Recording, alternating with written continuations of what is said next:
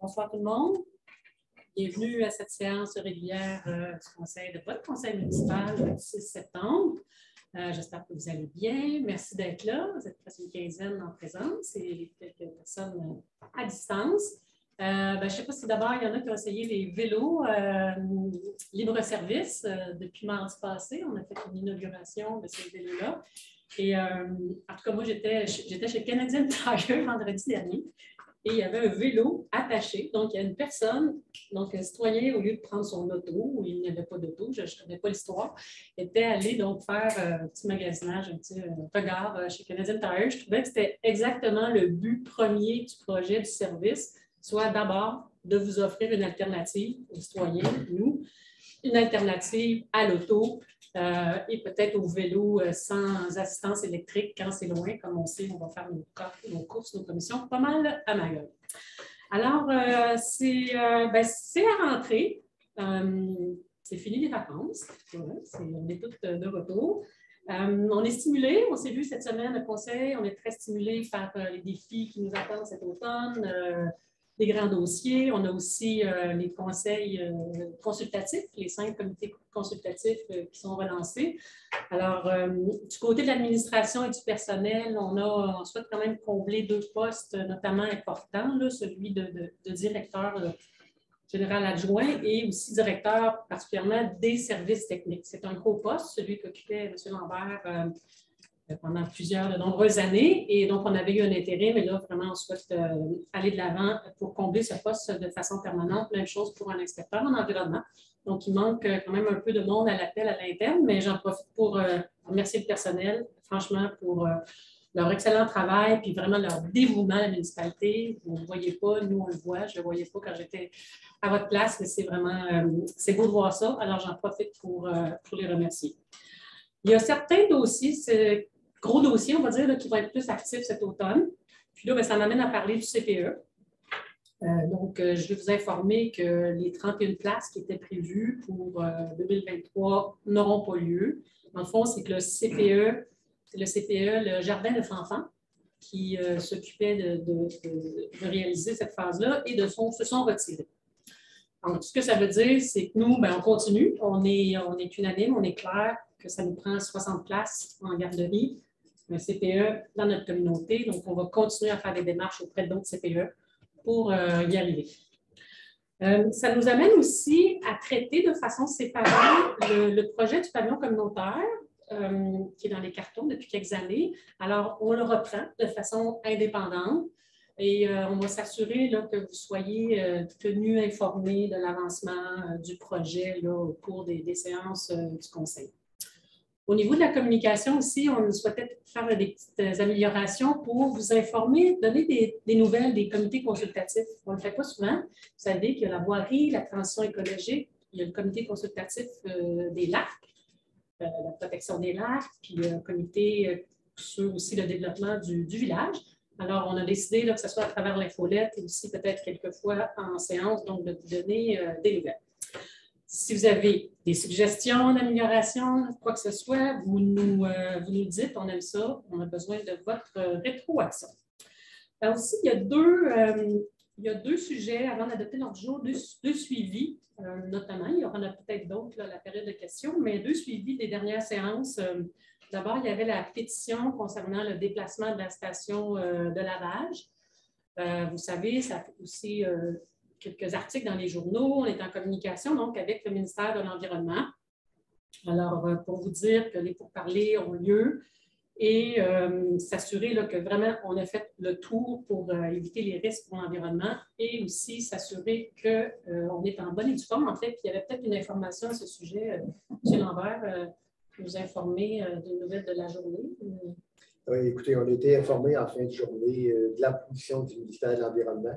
On avait adressé une demande d'analyse. Donc, dans le fond, le ministère regarde le dossier et nous oriente à savoir si oui ou non une demande d'autorisation ministérielle est requise. Demande d'autorisation ministérielle, on parle d'un certificat d'autorisation en bonne et due forme. Et on a obtenu la réponse en fin de journée que le ministère, étant donné qu'il y a une clé d'infiltration dans le système pour recevoir les eaux de lavage, considère qu'une demande de CO va être requise, donc la municipalité dans son processus, va adresser sa demande au ministère de l'Environnement. Voilà. C'est les dernières informations qu'on a eues en fait d'être.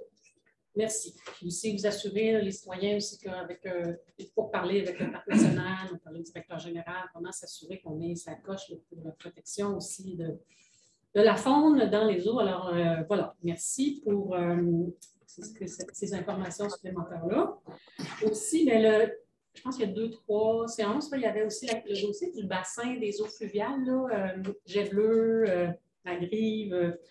En fait, ce soir, là, à l'ordre du jour, on adopte une résolution qui donne un mandat à une firme là, pour entamer, pour analyser les scénarios. Donc, il y a des travaux qui se font aussi avec les propriétaires. En tout cas, bref, c'est un dossier qui avance ce soir. Donc, on a une résolution pour faire une analyse environnementale. Bref, toutes les étapes nécessaires d'une municipalité pour réaliser ces projets-là.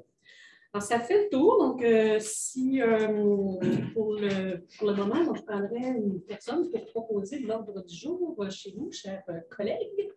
C'est moi. L'ordre du jour va être affiché à l'écran. Et donc, je propose d'approuver l'ordre du jour tel qu'il est présenté. Merci. Merci. Donc, ça nous amène à l'approbation du procès verbal du 1er août. C'est celle qui était présente. Donc, je prendrai une personne pour en faire la proposition. Je propose l'adoption du procès verbal du 1er août. Merci, M. Boussier. Il y a des dépôts de documents. Donc, Mme la greffière, vous avez des documents. Oui, effectivement. La situation budgétaire cumulative au 31 août 2022. La liste des comptes à payer en date du 31 août 2022. Les dépenses des fonctionnaires ou employés conformément au règlement numéro 947 du mois d'août 2022. Merci. Ça nous amène à la période de parole réservée au public. Donc, d'abord, c'est le temps, on le dit, là, les gens, il y a une période de questions à la fin, mais c'est seulement réservé au sujet de l'ordre du jour. Alors, c'est le temps, là, s'il y en a qui veulent venir prendre la parole, c'est le bon moment. Donc, 2 consignes. La première, c'est de vous présenter. Et la deuxième, c'est de faire votre intervention, donc avec un sens de la synthèse. Là, et puis, si jamais donc, vous débordez dans le temps, je pourrais donc me permettre de vous rappeler pour terminer votre intervention. On commence avec les interventions de la salle. Donc, je ne prendrai pas de tour de parole comme à l'habitude avec le fait qu'on a un micro. Donc, une personne à la fois. Donc, on va y aller de cette façon-là. Et puis, je vais vous inviter une personne à prendre, puis par la suite, nous allons prendre les interventions en ligne.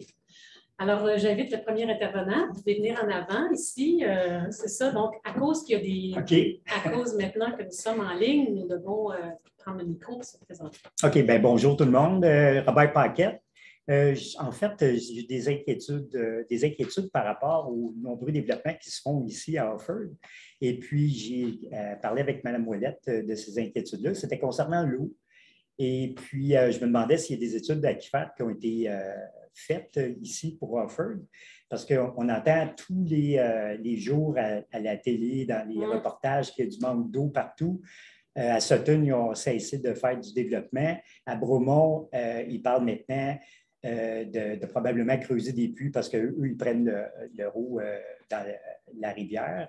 Maintenant, nous, ici à Offord, on est obligé d'aller chercher l'eau à Magog aussi, à creuser un puits.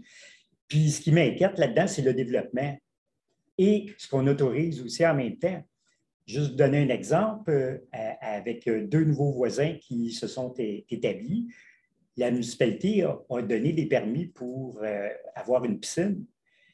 La municipalité, elle avise les gens qu'il faut absolument faire venir un camion-citerne pour les remplir. Les camions-citernes, maintenant, ça coûte entre 400 et 500 $. Alors, qu'est-ce qu'on fait? C'est qu'à partir du vendredi après-midi, on dépose le boyau d'arrosage. Toute la fin de semaine, ça coule, ça se remplit comme ça. Alors, c'est 40 000 litres par piscine. Il y en a au moins 2 qui ont fait ça.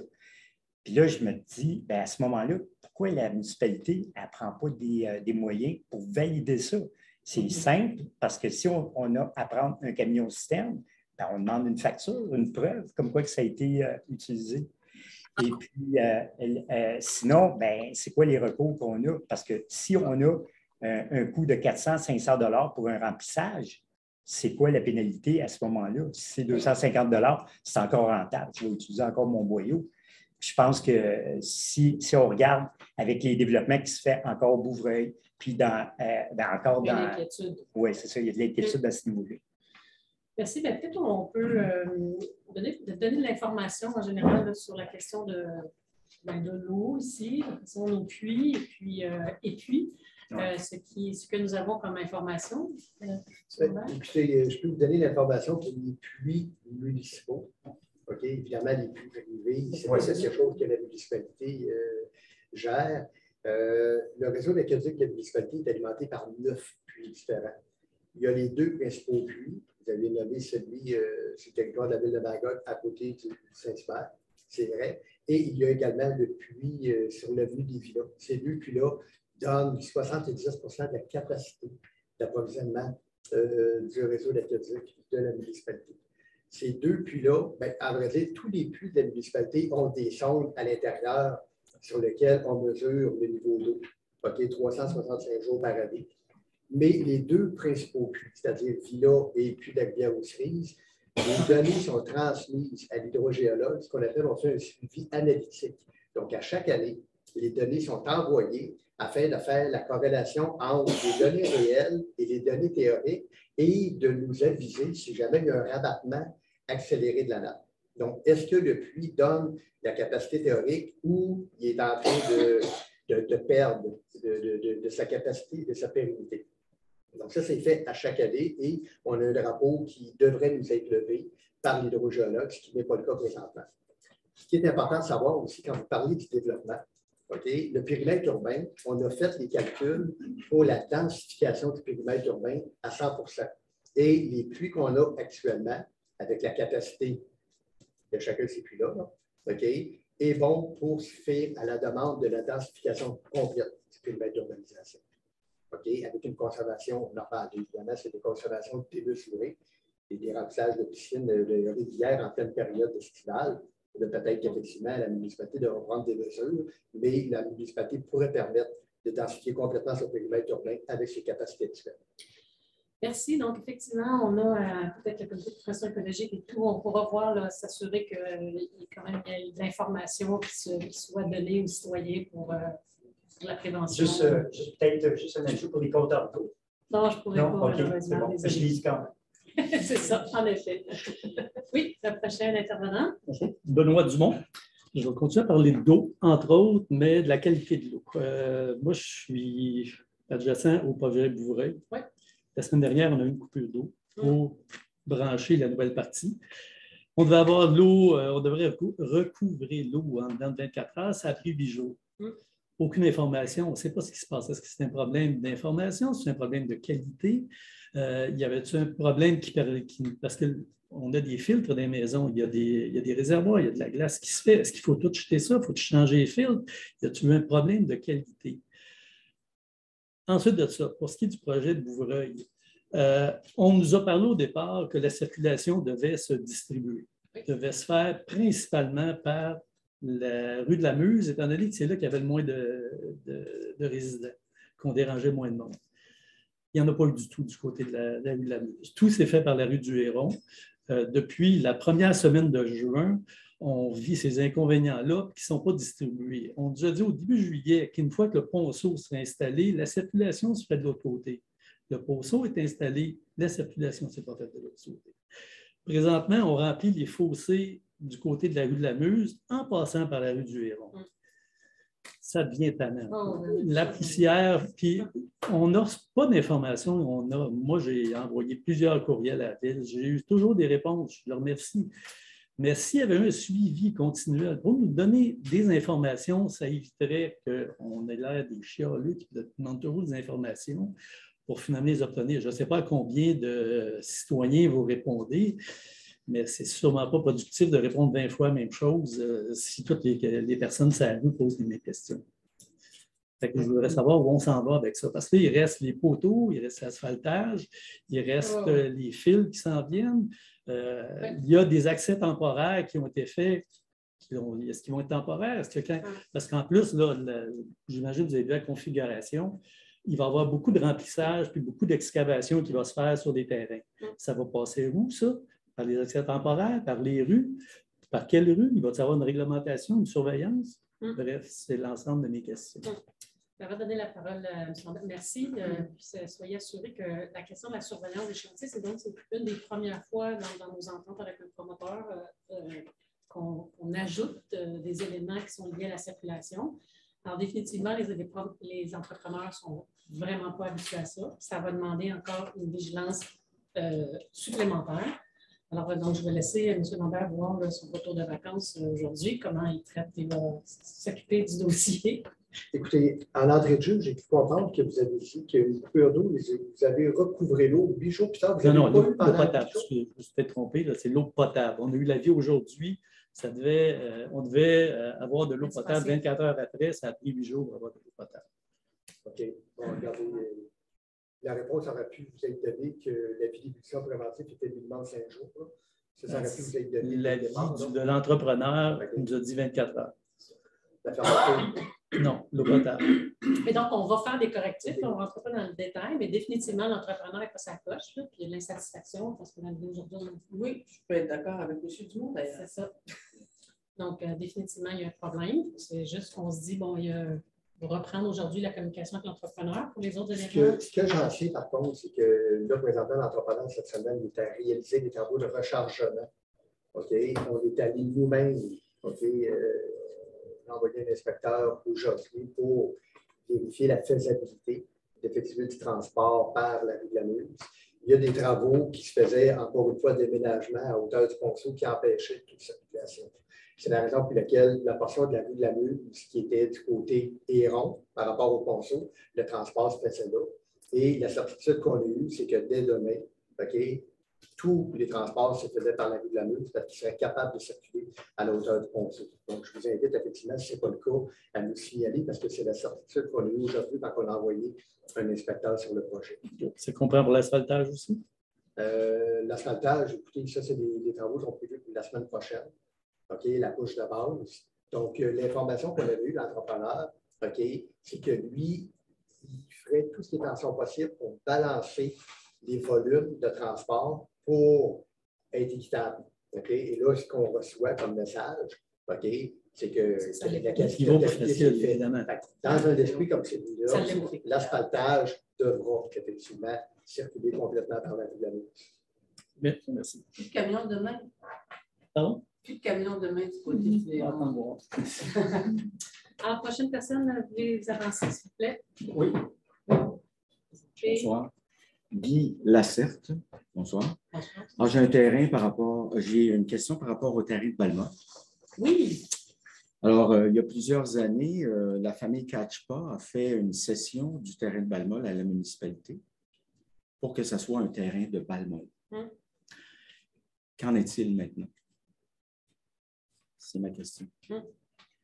Et je peux juste vous dire qu'actuellement, la question de la Balma a évolué dans les dernières années. Je pense que ce qu'on sait là, dernièrement, c'est qu'il y a eu une pratique là, qui s'est l'amateur. Donc, on était vraiment dans la Balma familiale, jusque dans l'histoire d'Offord. Et là, donc, on a avec les nouveaux retraités et non retraités, on en fait partie. Donc, il y a eu une pratique de Balma. Là, il y a des équipes qui se sont formées. Et donc, la frappe c'est amélioré et pour ne pas dire c'est allongé, ce qui fait que, bref, pour faire une histoire courte, le terrain est évalué et ne correspond pas actuellement à la force, à la qualité ou le type de pratique de Balma qui se fait cette année, l'an passé.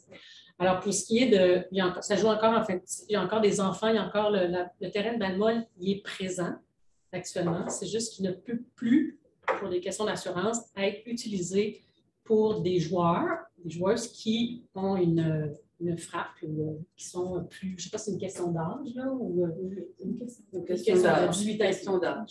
Je peux vous renseigner là-dessus en 5 ans. On va sans rentrer dans le détail pour tout le monde. Non, mais en 5 ans, il n'y a jamais de balle qui a sorti du côté de la rue. Voilà, il y a toutes sortes d'histoires qui se font là-dessus. Mais oui, en tout cas, on aura l'occasion de s'en reparler. Mais qu'en est-il de la vocation du terrain? Est-ce qu'elle a changé?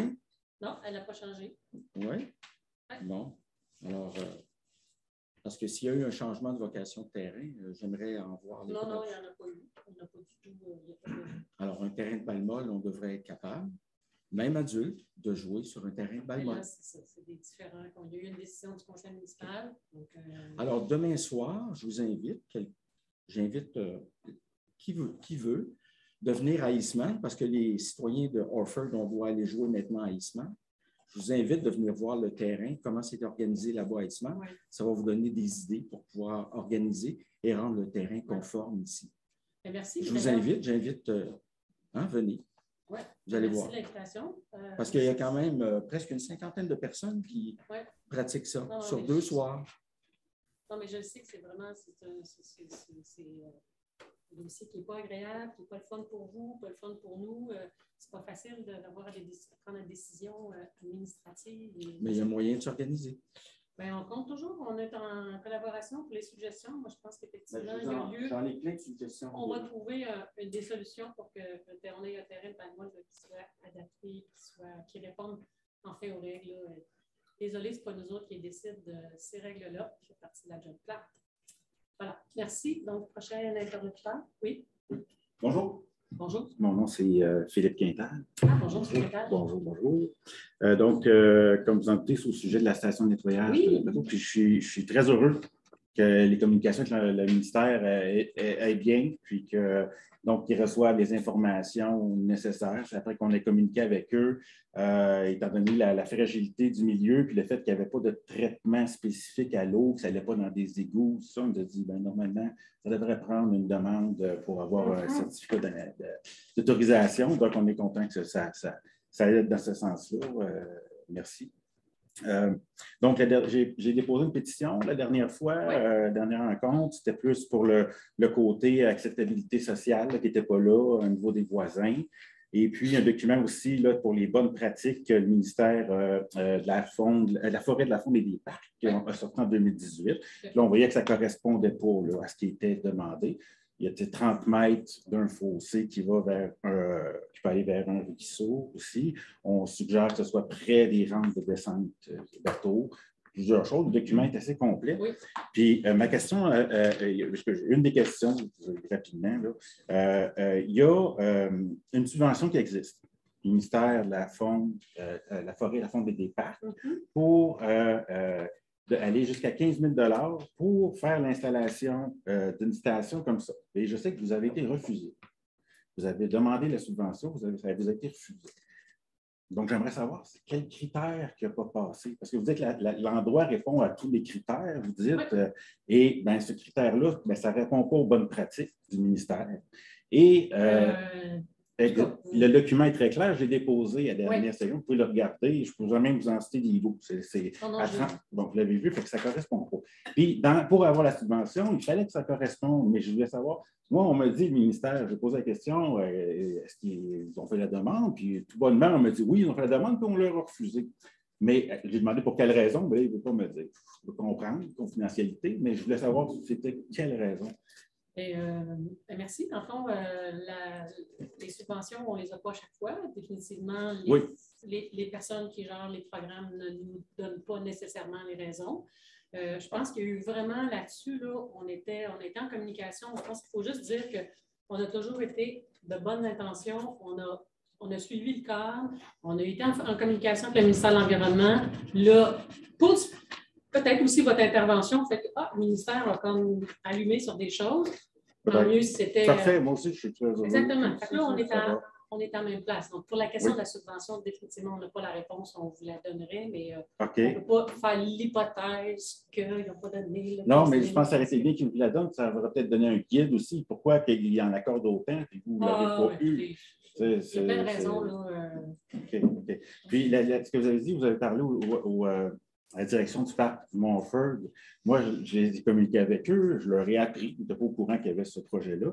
Ils m'ont tout de suite mentionné les inquiétudes, puis c'est les mêmes que les citoyens ont mis dans la pétition, soit le ruisseau très proche, des choses qui sont côté de l'environnement, le trafic que ça va générer, les risques pour la sécurité routière, les pompiers qui sont à côté. Donc, je veux savoir quel genre d'écoute que vous allez avoir pour le parc, alors que pour nous, je n'ai pas senti l'écoute au niveau de ces nuisances-là de trafic, de risque qui était dans la pétition. Vous m'avez répondu merci à mon courriel, mais vous n'avez pas abordé du tout ce sujet-là. OK. Donc, ça va être ma dernière réponse. Allez-y, allez-y. Mon intervention était beaucoup coupée par le fait que vous ayez en demande de CA. Pour moi, c'est parfait. Parfait. On est là pour régler des problèmes, pour les débattre. Mais dans le fond, je peux juste vous dire que si les interventions que vous avez faites, qu'il y en a d'autres interventions qui nous permettent d'éviter les erreurs, c'est comme on a toujours été comme ça depuis qu'on est ici, au conseil municipal, les élus. Oui. Donc, dans l'ouverture, puis je l'ai dit dans le reflet, s'il y a quelque chose qui va échapper, on va le ramasser, ça, il n'y a pas de problème. Parfait. Mais juste vous dire, la demande, pourquoi que je réagis ou qu'on réagit à ça, c'est qu'on a déjà fait les demandes aux gens de la municipalité par courriel au départ. Ça a commencé par des 5 courriels, puis par des fins de non-recevoir qu'on a eu, que le projet, pas de modification prévue, c'était ci, ça, on est dans l'ordre au niveau de l'environnement. Point final. C'était ce qu'on s'est fait dire. Je vais vous arrêter, je fais une dernière intervention, puis ça va être terminé. Parfait. On pourra se reprendre après, mais juste vous laisser aller vous asseoir. Oui, pas de problème. Mais pour vous dire que la question du lieu, là, on a travaillé avec les associations, on a cherché la place où ça serait le moins nuisible. Donc, on avait pas loin de la montagne, on n'a pas grand terrain où on peut installer la station, le lieu le moins, où il y avait le moins de nuisance. Si je dis le moins de nuisance, c'est celui-là. Là, donc, l'idée, c'était on va y aller avec ça. Ça ne veut pas dire qu'on est sensible. Là, on vous entend, on a des gens, vos conseillers du district. On est sensible à ça. Mais là, après ça, tu dis, OK, c'est comme un peu les bacs de bouteilles de verre. À un moment donné, tu dis, OK, on y va, on évalue. Puis si à un moment donné, l'impact est très négatif, pour le moment, c'était la responsabilité qu'on a prise. Puis ça aussi, c'est des décisions qui ne sont pas faciles. C'est de dire, c'est la place qu'on peut faire la station de lavage pour le moment. Peut-être que dans 2 ans, dans 3 ans, on aura d'autres. On est sensibilisé à ça. On aura d'autres terrains, on aura d'autres places. On pourra. Mais pour le moment, les propriétés municipales sont telles que c'est la place où il y avait le moins d'impact. On demande c'est de bien le faire. On est sensible. Ouais. Good. Alors, on continue dans la communication. N'hésitez pas. Oui, alors, la prochaine. Oui, interlocuteur. Bonjour. Longtemps, je peux venir. Oui. Il y aurait beaucoup de choses à parler, mais j'ai retenu 2 points. Vous invitez à vous présenter. Moi, excusez-moi, de la rue Orfeuille. Alors, je ne vendrai pas de les lire, mais j'ai des photos aussi. OK. C'est pas compliqué à lire. Merci. Alors, pour faire comme par le passé, j'ai envoyé une demande à la municipalité pour récolter des arbres qui étaient morts ou qui étaient déracinés. Et on m'a dit que la réglementation va changer, qu'il y avait 951, 954, en tout cas, sur le courriel reçu d'un employé. Ce n'était pas très clair. J'ai communiqué avec M. Lauzon là-dessus. Alors, ce que j'ai pu comprendre, c'est que le règlement 954, il nous dit qu'on peut, parce que vous l'avez en deuxième, ça dit que dans un aire naturel d'abattage, a été interdit, sauf dans l'un ou l'autre, des fois suivant l'abattage est interdit. L'arbre est mort ou atteint d'une maladie incurable, l'arbre est dangereux. On m'a dit que ça s'appliquait. Dans le sens, j'avais la permission, parce que je suis dans un secteur plus grand que ça, là, au niveau des. Mais que, par exemple, la deuxième page, là, le 10.5, ça dit que. Excusez-moi, là. Pas grave, mais vous allez me situer aussi votre problème, en fait. Oui. Alors, ça dit que tout arbre abattu, puis un arbre mort, puis un arbre déraciné, c'est considéré qu'un arbre abattu doit être remplacé. OK. Alors, les photos que je vous donne, là, la première, c'est un arbre dont vous voyez que le haut est cassé. OK? Alors, il faut que cet arbre-là soit récolté, ça ne donne rien de le laisser là. Mais si on remarquait en avant, là, puis alentour, si on nous dit qu'il faut planter un arbre pour le remplacer, c'est impossible. La deuxième photo que je vous donne, ça, c'est lequel ça? Non, mais c'est pas grave. Parce que vous en avez 3, là. Oui. Alors, la première, c'est l'arbre qui est cassé, on voit. Oui. La deuxième, c'est mon terrain OK. qui se situe en milieu forestier oui. pour dire que Tu sais, tout ça, c'était là avant que j'arrive. Ça va être là après que je fais partie. Puis qu'à chaque année, il y a des dizaines, de centaines, peut-être des milliers d'arbres de semences qui sont faites par les arbres pour remplacer les autres éventuellement. Tu sais. Fait que la troisième photo que je montre, c'est un petit arbre, c'est que cet arbre-là, selon vos règles, il n'est pas considéré comme un arbre, il pourrait être coupé. Mais ce que je cherche à vous dire, c'est que si on commence à vouloir couper tous les petits arbres, c'est comme dans... Il n'y a plus de relève. Comme dans le monde, s'il n'y a plus d'enfants, on vieillit, puis on disparaît, puis on n'a plus. En tout cas, pour moi, le règlement devrait être modifié. La suggestion que j'aurais, c'est que peut-être qu'on puisse continuer comme avant, s'il faut. Là. On va envoyer une photo, puis là, la personne pourra réaliser qu'effectivement, on ne peut pas, tu sais, c'est pas réaliste de demander que l'arbre soit remplacé. M. Gagnon, c'est noté. Je pense qu'il y a toujours place à l'amélioration dans notre réglementation. Je pense que c'est ça. Moi, j'ai dit à M. Gagnon que j'amènerais la discussion au Conseil. Okay. Il y a des problèmes d'interprétation à mon point de vue qui méritent d'être discutés. OK. Merci beaucoup. Avant, ce que vous faisiez deux tours. Oui. Je ne sais pas si maintenant, vous faites les deux sujets, les deux en même temps. Ou je reviens au deuxième. OK. Moi, c'est un sujet complètement différent. C'est que la municipalité, on cherche toujours à se démarquer. Puis moi, avec l'âge, ce que je remarque, c'est que je me demande si on ne pourrait pas faire à Harford, peut-être au printemps prochain, ce que j'appellerais une semaine de bienséance. Parce que les gens pourraient s'exprimer, par exemple, par le biais de la page web, pour dire voici ce que je compte faire, aussi ce que j'aimerais que les autres fassent. Parce qu'encore aujourd'hui, j'ai vu, c'est quasiment effrayant, à tous les endroits, ce qu'on voit, ça dit si vous utilisez un langage grossier, etc. C'est comme s'il n'y en avait plus de bonnes mœurs dans la population. Fait que si on donnait l'exemple, peut-être que ça se répéterait à travers la province. De bienveillance, de bienfaisance, merci. Mais en tout cas, oui. On comprend Merci beaucoup, M. Gagnon, pour la suggestion. Alors, ça fait le tour dans la salle? Oui, continue. Oui, c'est vrai, monsieur. Excusez-moi, vous avez terminé. Pas de presse. Envoyez. Michel Houd, question à propos de la coop de santé Eastman. Oui. Je commence par une mise en un préambule, puis ensuite j'arrive avec ma question. Comme bien du monde, je suis sur une liste de citoyens orphelins depuis 7 ans. Il y a 3 ans, on m'a dit « Ah, vous allez avoir un médecin dans 2 ans. » C'était il y a 3 ans. J'ai entendu parler de la coop de santé Eastman, je m'y suis inscrit. Ça a pris à peu près 1 an avant que j'ai une place. Puis depuis que j'ai une place, ben là, ça va rondement. J'ai posé la question en jasant avec les gens. Je leur ai demandé est-ce que tout le monde attend si longtemps? Ils m'ont dit ben non. Les municipalités qui sont partenaires avec la coop, on donne à leurs résidents un accès privilégié. C'est le cas d'Eastman, c'est le cas de M. Touclé et de quelques autres. Je regarde la politique de la famille. Il y a 8 besoins qui sont identifiés au niveau d'Harford. Le premier, c'est la santé. Ils ne sont pas en ordre alphabétique. Fait que là, ben, je jase avec ma conseillère. J'ai dit, ben, coudonc, ça serait-il possible que? Réponse du conseil, non, pour des raisons de principe.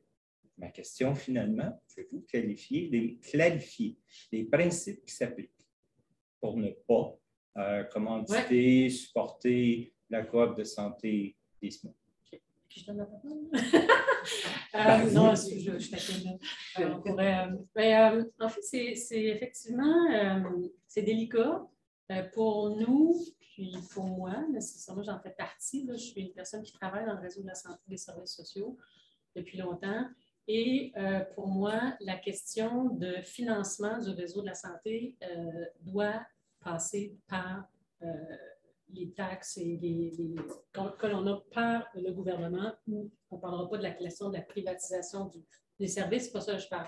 Donc, pour moi, puis en tout cas la majorité du conseil, l'idée, c'est que si on n'a pas à se substituer du gouvernement pour commencer à financer des cliniques qui, là, parce que vous êtes un citoyen de notre municipalité, vous allez passer avant d'autres qui ne sont pas. Il y a quelque chose c'est un principe, en tout cas, de service public, puis de faire en sorte que si on commence comme municipalité à financer la sphère de la santé et des services sociaux, on a de la misère à déjà desservir notre population en termes de services, d'urbanisme, en environnement, en travaux publics. C'est ça, c'est qu'on peut. L'idée d'ouvrir la porte, c'est comme. OK. Ça, c'est uniquement pour. Alors, si je résume votre pensée, est-ce que vous pouvez peut-être celle d'autre. compléter? Donc, si je résume votre pensée, la municipalité ne veut pas se substituer à des organismes qui offrent des services. Vous parlez spécifiquement de la santé. Est-ce que vous incluez d'autres types d'organismes, outre ceux de la santé? Qu'est-ce que vous voulez dire? Là, votre réponse est spécifiquement… C'est que le gouvernement, nos services médicaux, les services médicaux doivent être assumés par l'État. Je veux dire, si nous, on commence à financer des cliniques privées ou semi-privées pour qu'il y ait un accès aux médecins, je comprends, là, je respecte ceux qui vont avec ça, mais nous, majoritairement, surtout qu'on pourrait parler, c'est des services, on n'entrera pas dans le dossier, mais c'est une question de principe. Là. Alors, le principe, c'est la municipalité ne veut pas dans le domaine de la santé. À noter que la coiffe de… Bon, j'ai rien à gagner là-dedans personnellement, OK? J'ai ma place, je suis là, je suis content. Je pense à ma voisine qui, durant les 4 derniers mois, s'est ramassée 3 fois à l'urgence, qui aimerait bien être cliente de la coop. Puis on lui dit, ben, si tu habitais à Eastman, tu pourrais être membre, mais là, tu ne l'es pas. Fait qu'elle se fait retourner chez elle, elle se fait dire, elle appelle le GAF ou GA je ne sais plus quoi. Puis là, ben, 2 semaines plus tard, ils répondent à son appel. Enfin, j'ai rien à gagner là-dedans, mais je trouve ça plate que la municipalité subventionne la chaîne des lacs, pour lesquels il y a toutes sortes de subsides au niveau provinciaux, subventionne la flambée des couleurs, pour lesquels il y a toutes sortes de subsides, participe au tournoi de golf de Magog, félicitations, participe ou finance le club de vélo du Montfort, puis j'en ai une longue liste. On peut parler des vélos, des vélos électriques desquels vous êtes bien contente. Il y a des organismes qui font de la location à proximité, pour lesquels c'est un modèle d'affaires, mais là, la municipalité a décidé de faire ça. J'ai rien contre, je trouve ça joli, mais je trouve malheureux que la municipalité n'offre pas la possibilité à ses citoyens d'avoir un accès privilégié à un OSBL qui ne se substitue pas au régime de santé, qui a des accords avec le groupe de médecine familiale et qui, dans mon cas, a permis de solutionner en 2 mois un problème qui traînait depuis 4 ans. Je trouve ça juste plate pour les autres citoyens. Ouais. Merci. Je peux juste vous dire qu'il y a des membres du conseil municipal qui sont membres de la coopérative. Moi, je vous dirais simplement que sur la longue liste que vous avez commencé à énumérer, et il y en a bien d'autres, je suis au courant, ça, ce sont des mandats spécifiques sur lesquels les municipalités doivent agir. Le service de santé, ce n'est pas un mandat des municipalités. Celles qui se lancent là-dedans, c'est leur choix. Mais on n'a pas effectivement, une municipalité, à notre avis, n'a pas à pallier aux lacunes ou chercher à améliorer le système public. Ce n'est pas le mandat des municipalités. OK. Oui. J'aimerais juste quand même remettre en perspective que quand on demandait quand l'OBNL, le COP et SMUN a demandé une subvention, c'était minime au niveau de l'argent. Je veux dire, pour rien cacher, moi j'ai supporté. Michel est venu me voir et puis en tant que conseillère, moi j'étais pour cette initiative-là. Puis je comprends, j'entends ce que vous avez dit, la maîtresse, mais je trouve ça quand même dommage de ne pas pouvoir donner ces services-là à un coût minime. Je veux dire, c'était vrai. Juste pour la perspective, là, on ne parlait pas de coût. C'est 3 fois moins que l'argent que le conseil a mis pour la flambée des couleurs. OK. Monsieur, ça va être dans les tours de parole. C'était juste ce que je voulais dire. Donc, moi, j'étais pour, mais je n'étais pas majoritaire, donc je me fie bien sûr à la décision, mais je voulais quand même le remettre en perspective. Oui, je me permets d'ajouter. Moi, je trouve ça dommage que les municipalités aient à se substituer et à verser une subvention, peu importe le montant, pour permettre à leurs citoyens d'avoir un accès privilégié comparativement à d'autres citoyens. À ce moment-là, il faudrait que toutes les municipalités des environs puissent verser un montant à la coopérative pour que leurs citoyens puissent avoir une place à cet endroit-là. Alors, ce n'est pas ce qui était vu dans le système de santé, je pense. Encore une fois, je n'ai rien à gagner personnellement. Non, je comprends, mais justement, vous merci. 3 secondes. Non, je vous invite à aller vous asseoir. Il y a des gens qui attendent. Merci beaucoup. Bonsoir. On pourrait se reparler après. Là, ça va me faire plaisir d'échanger avec vous. OK, ça va bien aller. Bonjour, François Gravel, rang 13. Oui. Question courte, réponse courte. Le rang 13, les fossés, y a-t-il un projet pour finir de nettoyer cette année? Parce qu'il y a eu des petits bouts de féticité là, ou ben non, ça va attendre l'année prochaine? Je pense qu'on n'est pas capable de répondre. Oui ou non? Sans faute, demain, on va. Parce qu'il y a eu des sections de fête là, à 2 ou 3 endroits. Puis nous autres, sur le plat, il n'y a pas rien de fait. On a votre courriel? On a votre courriel? Probablement. François Gravel. Ouais, moi, je ne l'ai pas, mais on va regarder Est-ce que c'est possible de donner un Oui. OK, on va vous répondre Merci. sans faute, parce qu'on n'a pas la réponse. Bienvenue. Alors, oui, monsieur Roche. Bonjour. Bonjour. Mon nom est Roger Laroche. J'ai été bénéficiaire à Alford il y a environ 25 ans avec successivement 3 chalets. Et depuis moins d'1 an, je suis de retour à Alford fièrement avec le statut de résident permanent. J'habite derrière l'auberge Estrimont dans un voisinage extrêmement agréable et où ce voisinage, justement, entretient une préoccupation que je viens ici vous transmettre. Ma démarche n'est pas singulière, mais au nom, justement, de mes voisins. J'ai transmis à M. Lambert cet après-midi, peut-être un peu tardivement, et vous n'avez peut-être pas eu le temps de redistribuer. J'ai remis à la mairesse tout juste avant la réunion. Bon, la conseillère de notre district a également copie et vous aurez accès à un document que j'ai préparé au nom de mes voisins, un document de 7 pages qui vous permettra d'alimenter votre réflexion. Je ne suis pas ici pour poser une question, je suis ici pour vous sensibiliser. La réponse viendra certainement plus tard, après que vous aurez réfléchi sur le sujet. La préoccupation de notre voisinage, elle a trait à un tronçon de l'avenue de l'Auberge, derrière l'auberge Estrimont. Un tronçon très court de 3 dixièmes de kilomètre entre le chemin Renault et l'impasse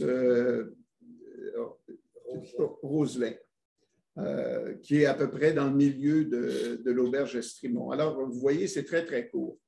Mais dans ce court tronçon, on a 14 adresses, on a 8 résidences unifamiliales, on a 2 triplex et, croyez-le ou non, on retrouve dans ce court tronçon 32 véhicules.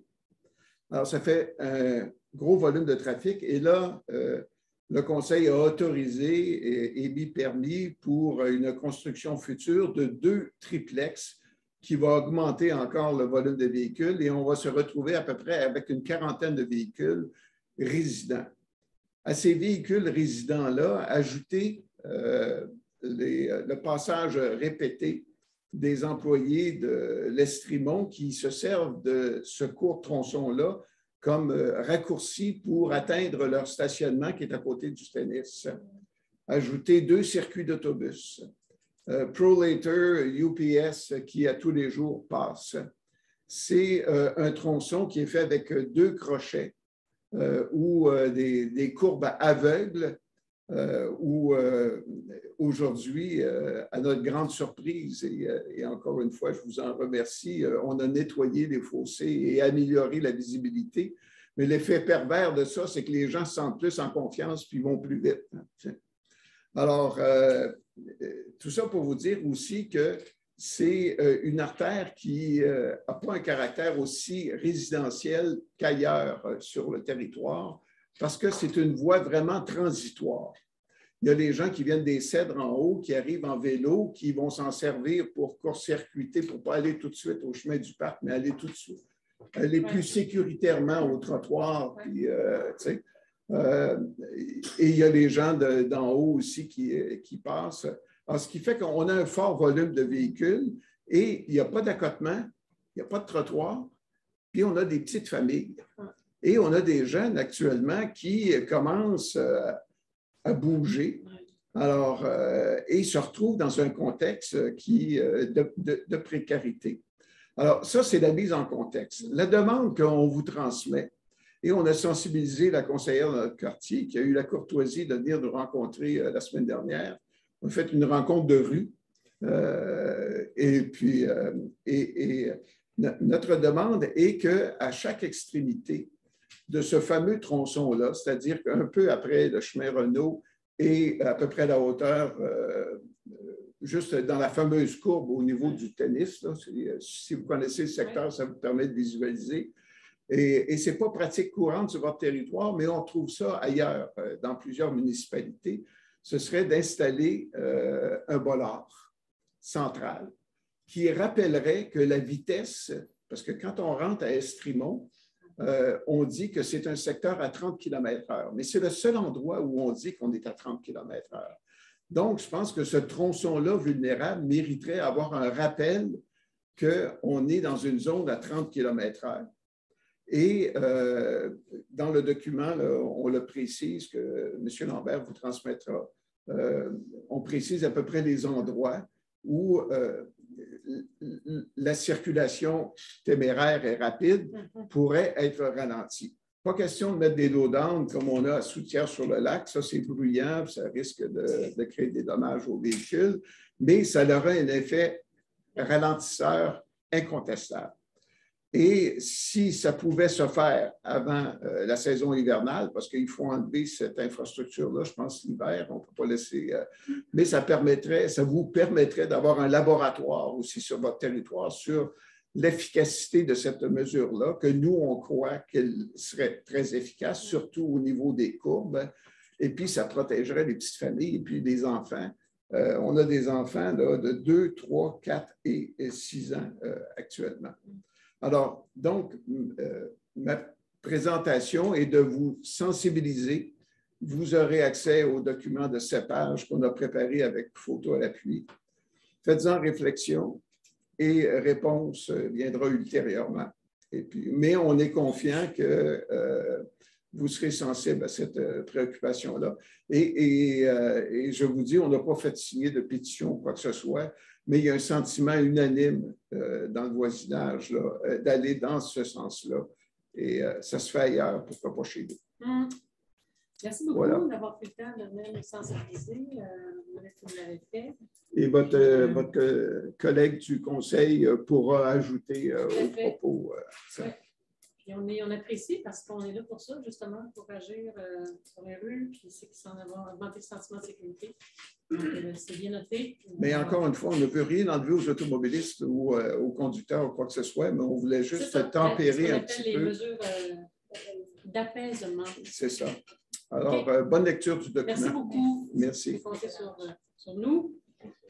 Good. Alors, ça fait le tour dans la salle. Oui, madame. Bonjour. On va avoir quelques seulement personnes qui n'auront pas pris la parole. C'est bien. Bonjour, c'est Gisèle Journet, mon nom. Bonjour. Moi, je veux juste faire un peu de millage sur ce que M. Gagnon dit concernant les arbres. Oui. Je sais qu'il manque de personnel présentement, mais je trouve que c'est très long avoir le permis d'abattage d'arbres. Puis souvent, je ne trouve pas ça normal quand l'arbre est mort. Fait que je me demandais s'il n'y avait pas moyen d'aller plus vite, surtout quand c'est dangereux. Alors, il y avait ça. L'autre élément aussi que M. Gagnon a dit, c'est que je veux sensibiliser. Oui, il faut planter des arbres, on est d'accord avec ça, mais il demeure que quand tu es sur le roc et tu n'es pas capable de creuser, puis que tu as des petits arbres qui poussent, à un moment donné, y a-t-il moyen d'avoir un petit peu de souplesse et de jugement? Alors, c'était pour faire du millage pour M. Gagné. Merci beaucoup. C'est bien, c'est tout. Merci. Donc, à distance, est-ce que nous avons il y a une personne, Camille et Nathalie. Camille et Nathalie, oui, merci de votre patience. Oui, bonsoir. Je demeure sur la rue du Héron et pour aller un petit peu en ligne avec ce que un de mes voisins a dit, Benoît Dupont, pardon. J'ai lu toutes les conditions particulières qui ont été écrites en rapport avec le projet sur le prolongement de la rue du Héron, en ce qui a trait le transport. Et si vous prenez le temps de lire chacun des articles, vous constaterez probablement comme moi donc, il y a probablement 85-90% de tout ce qui a été écrit là qui n'a pas été respecté. Avec comme résultante que les résidents des rues des Orioles, au Watelet, Arlequin, du Héron, on a pratiquement tous subi le désagrément au niveau du bruit, au niveau de la sécurité, au niveau de la saleté que le transport de marchandises s'est fait. Alors que, normalement, selon encore là des conditions particulières qui avaient été signées avec l'entrepreneur devait s'empresser d'ouvrir la rue de la Muse, mais au lieu de s'empresser d'ouvrir la rue de la Muse, il s'est tout simplement contenté à passer par du Héron et, bien entendu, passer par l'accès numéro 2, je vous dirais probablement à 80%, le flot des camions qui montent, qui descendent, tout passer par l'accès numéro 2. Qui est juste à côté de chez nous, juste en avant de M. Dupont. Je crois que quand on regarde, puis j'ai même fait un exercice aujourd'hui, j'ai calculé le nombre de résidences qu'il y a sur la rue de la Muse. Et je suis allé numéro par numéro par numéro, puis je pense que j'arrive peut-être à 10 ou 12 résidences qui sont construites sur la rue de la Muse. La grosse majorité des résidences sont situées loin de la rue, contrairement à des Orioles ou du Watelet et même du Héron, où les résidences sont pratiquement collées sur la rue. Le désagrément aurait été beaucoup moins pire si les travaux, la grande partie des travaux auraient été faits par la rue de la Muse. L'analyse que j'en ai faite, il y a juste une seule raison pour laquelle tout ça c'est fait par du Héron, des Orioles, les Watelet, etc. C'est juste une question financière. Beaucoup plus économique de passer par ici que d'aller passer par la rue de la Muse. Et au diable, la sécurité des citoyens, au diable, la tranquillité qu'on pourrait avoir, ça n'avait pas aucune importance. Ceci étant dit, on me dit, moi, que les travaux, en principe, là, je vais essayer de vous croire encore une autre fois, on me dit que les travaux sont censés se terminer jeudi cette semaine et que l'asphaltage devrait commencer la semaine prochaine. Est-ce qu'il y a possibilité de faire des démarches auprès du promoteur et de l'entrepreneur pour faire en sorte d'inverser ce qui s'est fait du mois de mai jusqu'au mois de septembre, à savoir s'il y a un 25% qui doit se faire, mais il se fera par la rue du Héron, puis 75% se fera par la rue de la Muse. Comme ça, tout le monde aura subi les effets négatif de ce projet-là. Et deux choses aussi en terminant. L'accès numéro 2, qui est juste à côté de chez nous, j'ose espérer que cet accès-là va être barré pour empêcher quiconque dorénavant, une fois que les travaux vont être terminés, puis là, l'asphaltage n'a pas besoin de passer par là. Non? J'ose espérer que cet accès-là va être fermé, condamné pour empêcher citoyens ou contracteurs ou les futures machines qui vont venir pour construire des résidences dans le nouveau développement, pour ne pas qu'ils passent par là. Il passera soit par de la Muse ou il passera montera en haut jusqu'à la rue du Héron, puis il descendra en bas. Ce n'est pas une rue, ça, c'est un accès, puis c'est un accès qui était temporaire. Et pour terminer, une question qui m'est venue de même, c'est qui est responsable de faire les chemins de connectivité? C'est-tu la municipalité ou c'est le promoteur? Parce qu'actuellement, il n'y a absolument rien là, qui s'est fait au niveau des chemins de connectivité.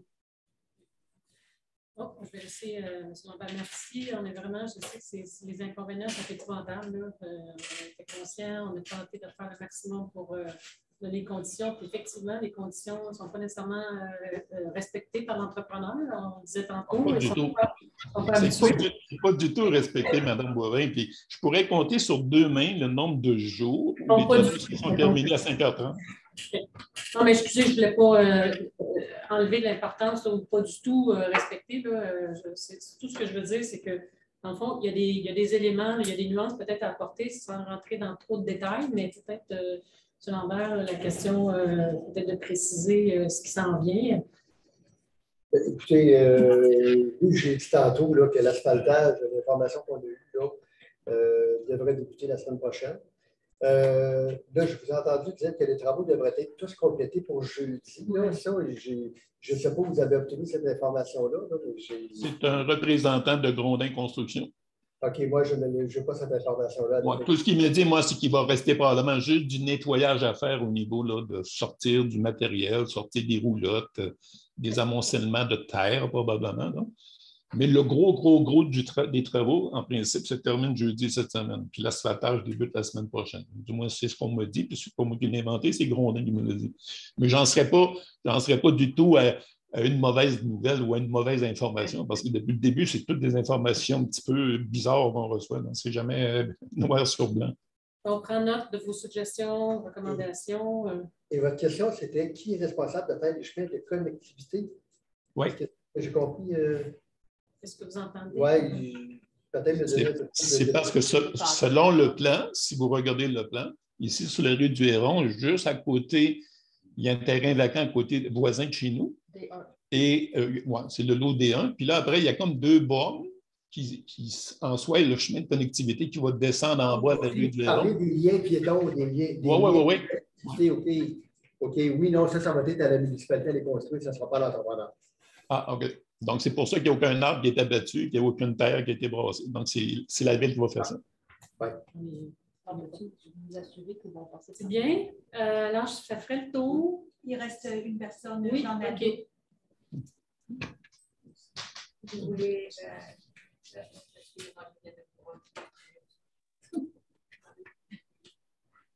Oui. Bonsoir, est-ce que vous m'entendez? Oui. Oui. Alors, Jean Nadeau, pour l'Association pour la protection du lac Brompton. Alors, j'ai écrit ma question, donc je devrais faire bref. Récemment, l'association a fourni par écrit les préoccupations du comité du Marais concernant notamment la descente publique du chemin Thibault. Nous l'avons fait à la demande de M. Bousquet. Et bien sûr, ça fait le lien avec le fait que le Conseil a en effet octroyé une subvention importante l'automne dernier pour les 2 descentes publiques de notre municipalité au dernier budget. Alors, dans le fond, je voulais réitérer l'intérêt qu'a l'association concernant les descentes publiques et que nous sommes toujours disponibles pour apporter notre support. On s'est donné, la municipalité souhaitait avoir un interlocuteur précis. Alors, on s'est doté d'un comité du Marais pour nous représenter auprès de la municipalité. Donc, vous avez des préoccupations, des suggestions qui ont été faites, acheminées à M. Bousquet. C'est peut-être trop tôt un peu, mais ma question, c'est est-ce que cet automne, vous avez dans vos préoccupations, est-ce que ce sera à l'ordre du jour de réfléchir à l'amélioration de cette descente publique du chemin Thibault? C'est à l'agenda de discuter de l'ensemble des descentes, en tout cas celles qui peuvent poser une problématique. La réponse serait oui, cet automne, ou en tout cas, ça finit le 21 décembre. En tout cas, c'est dans les plans d'avoir à en discuter. C'est bien ça? Je prends note que l'association parle du comité des Marais comme interlocuteur et représentant. C'est bien ce que j'entends? Oui, effectivement. Des gens du secteur et sur quel comité siègent des gens de l'association, notamment le président et une directrice. Donc, ce sont des gens qui sont mandatés pour être vos interlocuteurs. Ce qui est clair, c'est que dans le fond, il n'y a pas de décision, de mesures qui vont se prendre là, sans consultation. Surtout aujourd'hui, là aussi, vous avez le comité de protection des lacs. L'enjeu pour ceux et celles là, qui ne connaissent pas le dossier, c'est vraiment de s'assurer qu'il y ait un accès quand même, de préserver un accès. Ça fait partie de la philosophie, de la vision qu'on a, tout en minimisant l'impact des autos qui peuvent se stationner sur les abords et pouvoir nuire aux voisins. Et aussi, donc, s'assurer de préserver la qualité de lac. Il y a comme un équilibre à avoir là-dedans. Donc, on a du travail encore à faire à ce sujet-là. Ça va? Oui. Il n'aurait pas mieux résumé, Madame la mairesse. Je n'aurais pas mieux résumé, Madame la mairesse. Merci. J'ajouterais aussi que c'est important d'avoir une représentation au niveau du lac Brompton, au niveau de l'association, mais aussi, il faut pouvoir tenir compte de l'ensemble des riverains qui peuvent utiliser cette descente-là dans le dossier. Juste pour vous rassurer, M. Bousquet, dans ce comité-là qui a émis les recommandations, il y a des gens qui sont riverains, il y a des gens qui sont simplement aussi qui habitent le secteur. Alors, c'est assez représentatif là, du secteur du Marais, là, riverain ou pas. Bien reçu. Merci. Alors, ça fait le tour. Merci de votre participation. Désolée si nos réponses ne sont pas toujours celles que vous souhaiteriez, mais sincèrement, c'est toujours apprécié que vous les sensibilisez, que ce soit la question d'eau, des arbres, la réglementation. C'est super important qu'on soit en dialogue. Donc, sincèrement, je vous remercie. Donc, on irait avec les résolutions que nous allons prendre ce soir. Donc, j'invite Mme Ouellette à nous présenter le point 2.3. Oui, c'est à propos de l'embauche d'un préposant à l'éco-centre, le poste saisonnier à temps partiel, considérant que Mme Grenon-Campbell a donné sa démission. Donc, il y a lieu d'embaucher pour la période du 27 août au 5 novembre un préposant à l'éco-centre. Je propose donc de ratifier l'embauche de M. Nathaël Bélanger et de confirmer la date du 27 août comme date d'entrée en fonction. Merci. Passons au 2.4 avec M. Brisson. Il s'agit de la nomination d'une conseillère à titre de mairesse suppléante. Alors, je propose de désigner Mme Maryse Blais à titre de mairesse suppléante du 1er octobre 2022 au 15 février 2023. Ça va pour tout le monde? Donc, le point suivant est dans les mêmes ordres d'idées, M. Brisson? Dans le même ordre d'idée, évidemment, il s'agit de désigner une mairesse suppléante pour siéger à la MRC Manicouagan dans le cas où la mairesse est dans l'impossibilité de le faire. Alors, dans ce cas-là aussi, c'est une concordance. Je propose de désigner Maryse Blais comme conseillère, comme substitut à la mairesse selon les termes de la loi sur l'organisation du territoire municipal jusqu'au 1er octobre au 15 février 2023. Merci. Le point 2.6 sera présenté par Mme Jean-Blanc. Oui, merci. Donc, c'est à propos de l'organisme qui s'appelle Action Memphrey Ouest, qui est un OBNL, dont la mission est le développement durable, la concertation et la solidarité régionale, et regroupe 7 municipalités du secteur ouest de la MRC. Donc, sa mission a pour but de mettre en valeur les ressources du milieu naturel pour contribuer au développement rural régional. Et il y a 2 initiatives principales qui sont le circuit de l'Abbaye, qui est un circuit de marche de 150 km, et la vallée de la Missisquoi Nord, c'est bien ça, Nord, oui, un réseau de sentiers pédestres, cyclables et canotables.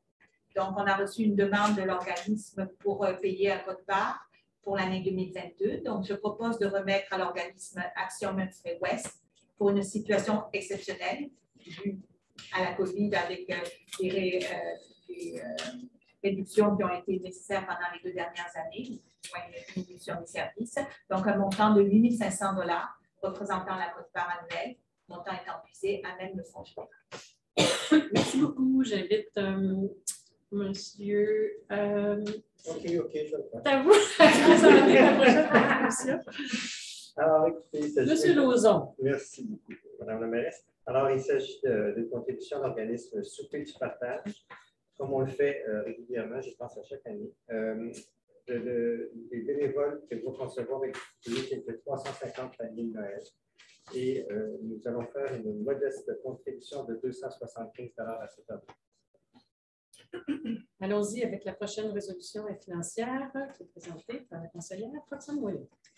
Oui, en fait, c'est une modification, une résolution qu'on a adoptée cet été. Donc, il faut remplacer dans la résolution 2022-08-279 les mots Oktoberfest. Il faut les remplacer en fait par les productions Ça commence à quelle heure.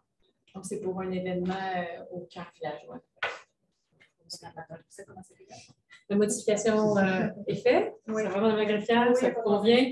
OK, bien. Allons-y maintenant avec l'approbation des comptes à payer qui est présentée par M. Busquet. Oui, merci. Je propose d'approuver la liste des comptes à payer au montant de 524 364,40 en date du 31 août 2022.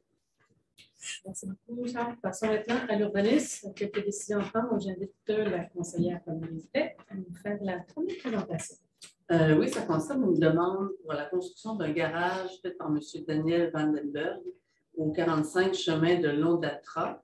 Il veut construire un garage de 24 par 32 et depuis quelques mois, on a un nouveau règlement qui exige que lorsque la pente de terrain est supérieure à 15 % on doit suivre la procédure qui est prévue aux modifications qui ont été apportées au règlement 955 et obtenir une approbation de la part de la municipalité pour le plan d'implantation et d'intégration architecturale.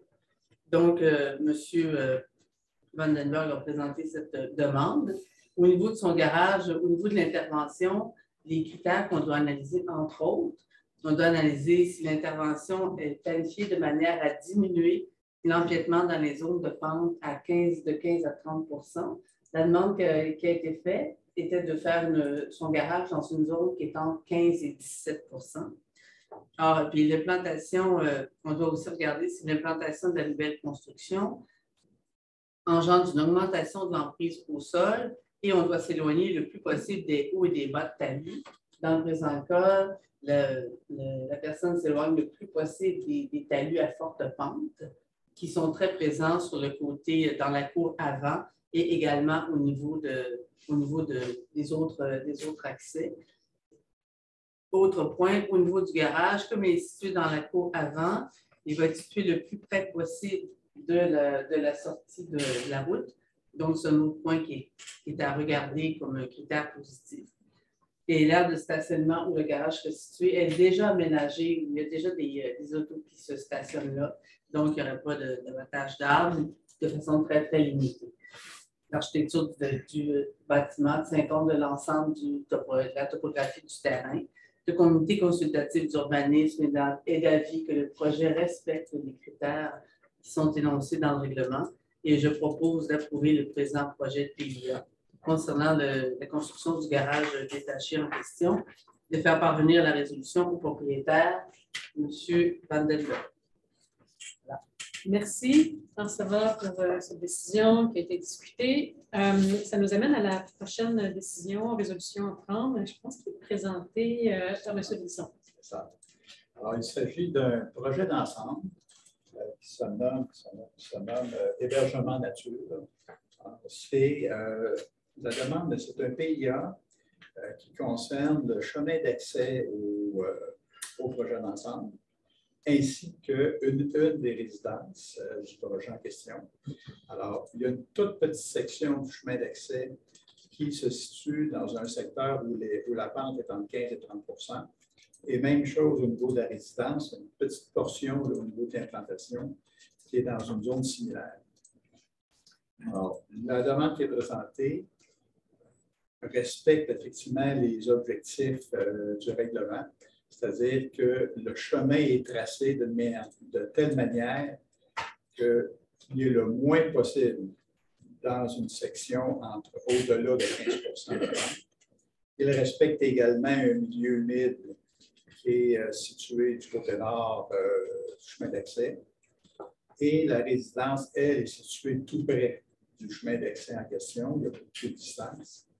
Donc, je dirais l'implantation dans la zone entre 15 et 30 % est minimale.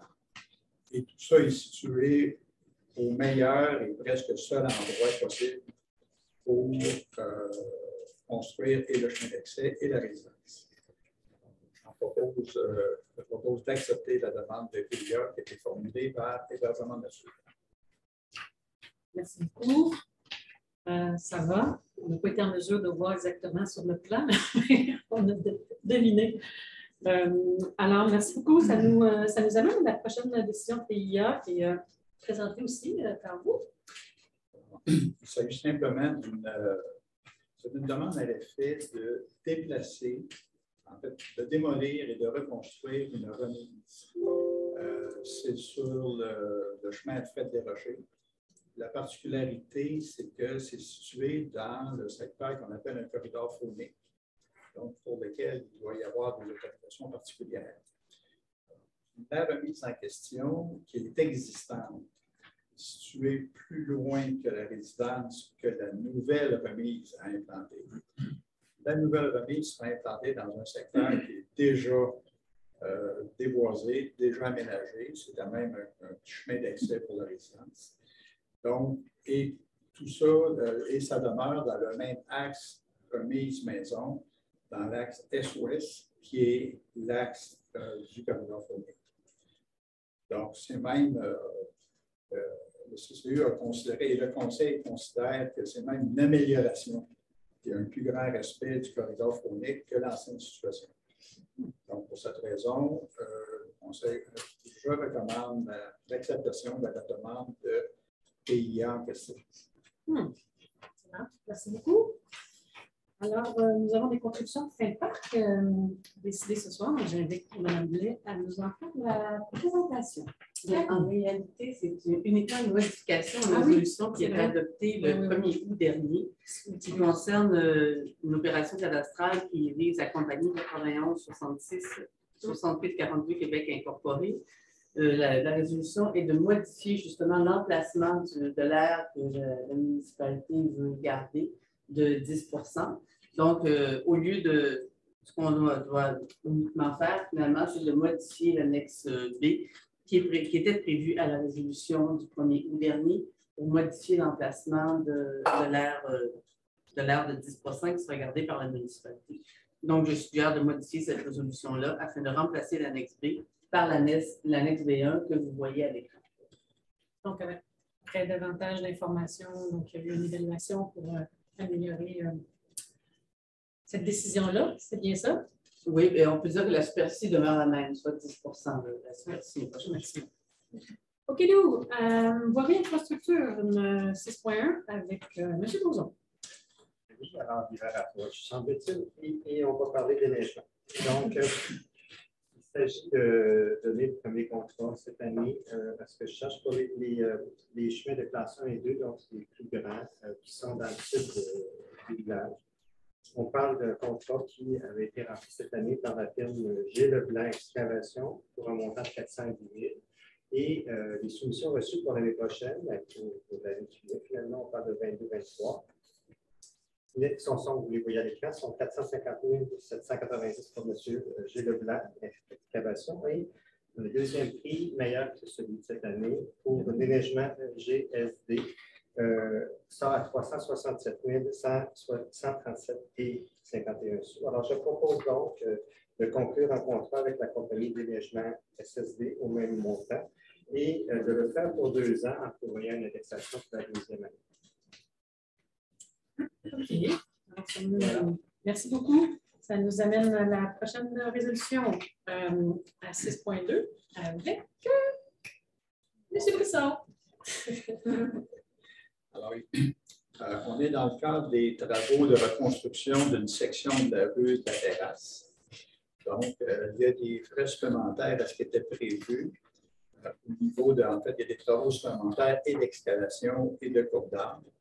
Donc, il y aurait, la valeur demeure à préciser, mais on parle d'un maximum de 62 000 $. Le 62 000 $ en question serait pris pour 42 000 $ à même le règlement d'emprunt déjà engagé. Et la balance de 20 000 $ serait pris à même la réserve financière pour les travaux de voirie locale. Alors, je propose d'autoriser M. Caron, coordonnateur aux infrastructures, à dépenser le montant en question. Good. C'est bon pour cette résolution. J'invite donc M. Bousquet pour le 6.5.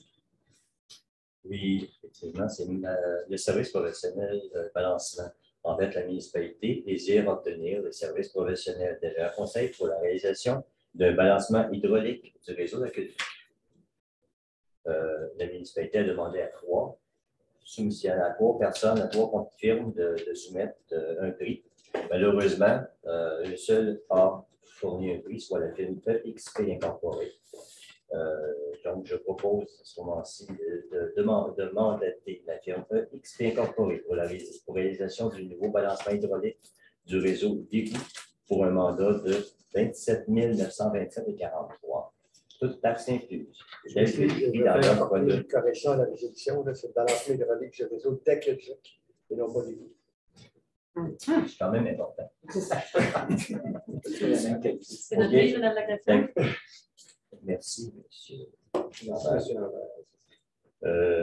Donc, je reprends l'hydraulique du réseau d'aqueduc pour un montant de 27 927,43 $, toute taxe incluse, tel que décrit dans l'ordre de service daté du 25 août 2022. Montant étant puisé à même le surplus cumulé.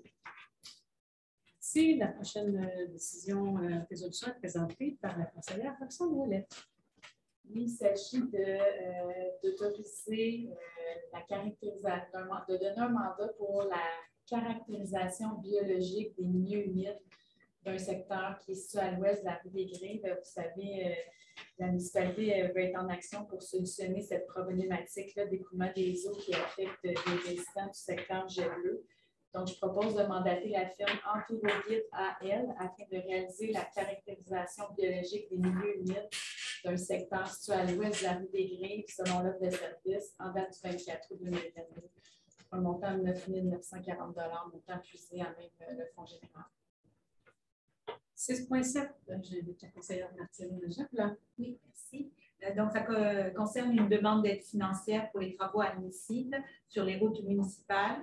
Donc, c'est à propos, c'est sur le programme du volet soutien du programme d'aide à la voirie locale, appelé le PAVR. Les travaux seront réalisés après la date qui figure sur la lettre d'annonce et la municipalité s'engage à obtenir le financement nécessaire à la réalisation de l'ensemble du projet, y compris la part du ministère. Donc, la municipalité a aussi choisi d'établir la source de calcul de l'aide financière selon l'estimation. Et c'est le coordonnateur, M. Louis Caron, qui est le coordonnateur aux infrastructures de la municipalité, qui représente cette dernière auprès du ministère. Donc, je propose que le conseil de la municipalité autorise la présentation d'une demande d'aide financière pour les travaux admissibles, qui ainsi confirme son engagement à faire réaliser ces travaux selon les modalités d'application en vigueur et que si jamais il y a un non-respect de celle-ci, l'aide financière serait résiliée et certifie que M. Louis Caron est dûment autorisé à signer tout document ou entente avec le ministère. Et vous voyez qu'elle est très générale, cette résolution, mais elle doit être exactement nommée telle qu'elle pour que le gouvernement l'accepte. Alors, elle nous explique cette grande généralité. Mais on va répondre à vos questions si vous en avez. Prochain point avec M. Lauzon. Alors, je vais faire éviter de reprendre ce que Mme Jablot vous a dit. Essentiellement, Mme Jablot parlait d'un volet, moi j'en ai une autre. Alors, le programme d'aide à la voirie locale, mais cette fois dans le volet redressement et accélération de divers projets à offrir. Donc, il s'agit essentiellement d'autoriser, que le Conseil autorise la municipalité à présenter une liste de demandes je vais dire réflexion, mais c'est du redressement et d'accélération, donc du programme. Alors, pour une demande d'aide financière pour les travaux municipaux qui seront réalisés plus tard, mais c'est une demande standardisée que le ministère demande de produire. Alors voilà, je le propose.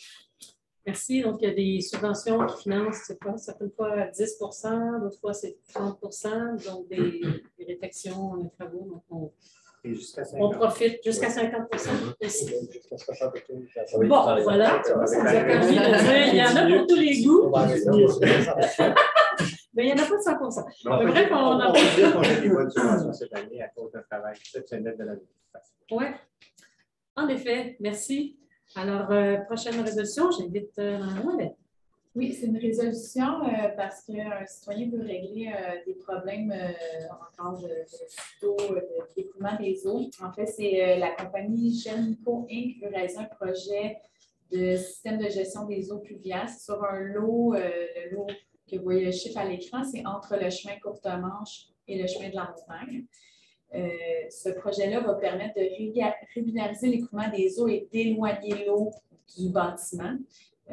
Et ça demande c'est une demande qui a besoin d'une autorisation du ministère de l'Environnement et de la lutte contre les changements climatiques.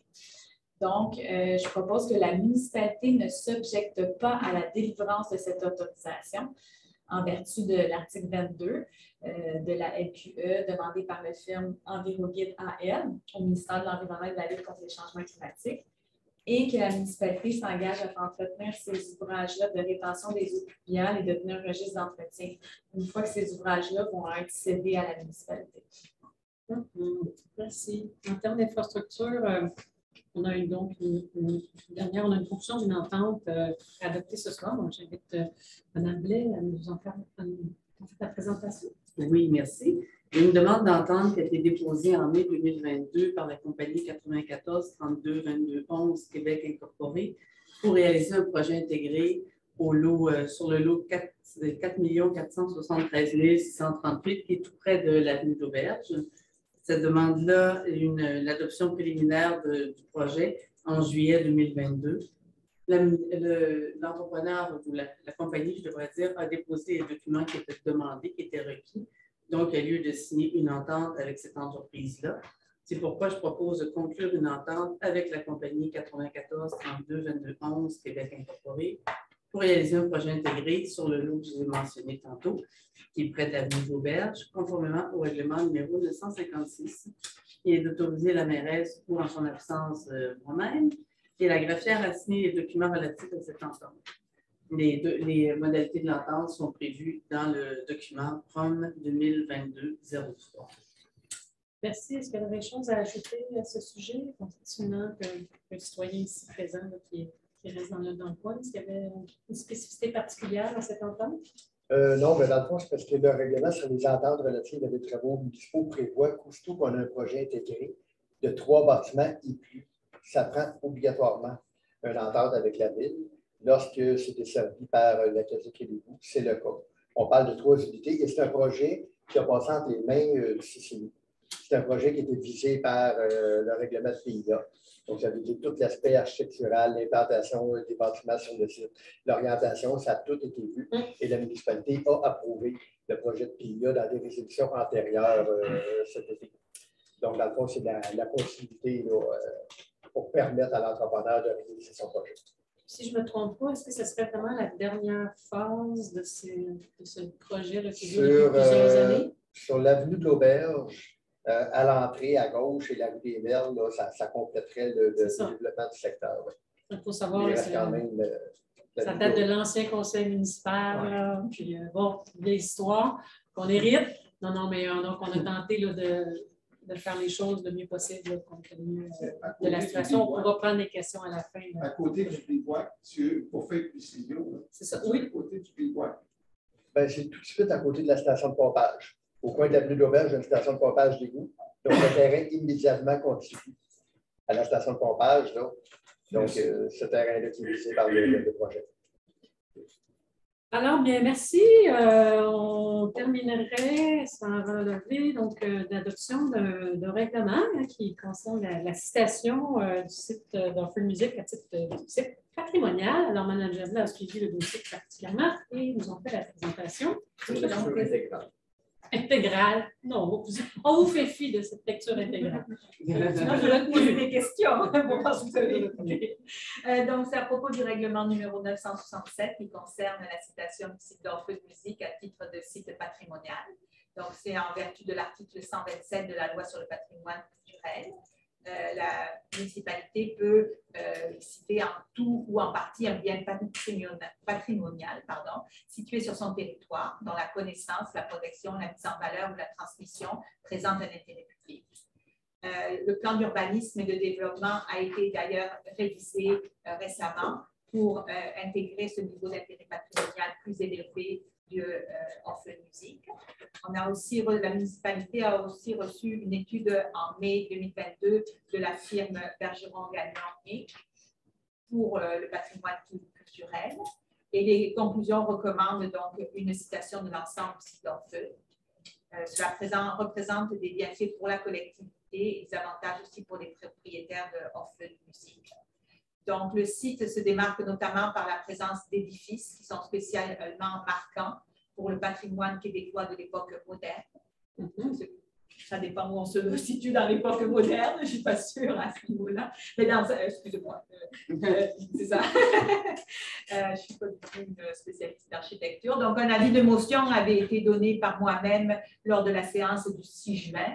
Ensuite, un projet de règlement avait été adopté à cette même séance. Et finalement, une assemblée de consultation publique a été tenue le 12 juillet 2022 ici à la mairie.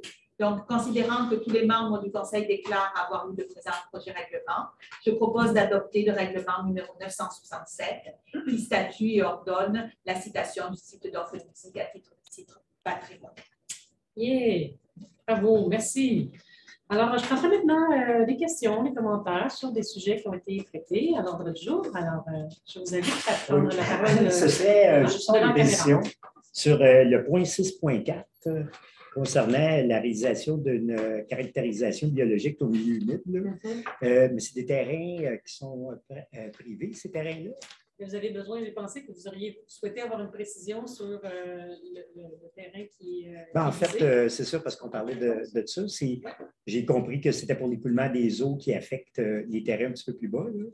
Effectivement, regardez, dans le scénario que la municipalité souhaite évaluer a priori, OK, on est tous les pourparlers avec les propriétaires. OK, pour vérifier s'il y a un accord qui pourrait se faire là, sur l'acquisition des terrains qui permettrait de prendre une partie de l'eau de la grille et de l'acheminer dans le bassin existant sur la rue des Jabeux. Pour permettre ces travaux-là, inévitablement, il faut faire des travaux dans les milieux humides à cet endroit-là. Pour faire une demande au ministère de l'Environnement, on nous oblige d'avoir un inventaire faunique floristique du terrain. L'inventaire doit être fait avant la fin du mois de septembre. Donc, si on veut gagner du temps, OK, il faut réaliser immédiatement le projet. OK, donc la municipalité pour accélérer le projet. On donne un mandat, on fait faire l'étude, même si les négociations avec les propriétaires ne sont pas tous complétées. OK? Et si jamais il y a une entente, d'une façon ou d'une autre, il y a des travaux qui vont se faire dans le milieu. Si on ne s'entend pas avec un ou deux propriétaires, le terrain va demeurer visé par une autorisation du ministère de l'Environnement. Donc, l'objectif est d'accélérer le processus parce que ça fait déjà plusieurs mois, pour ne pas dire des années. Ça fait des années. Les gens attendent un règlement.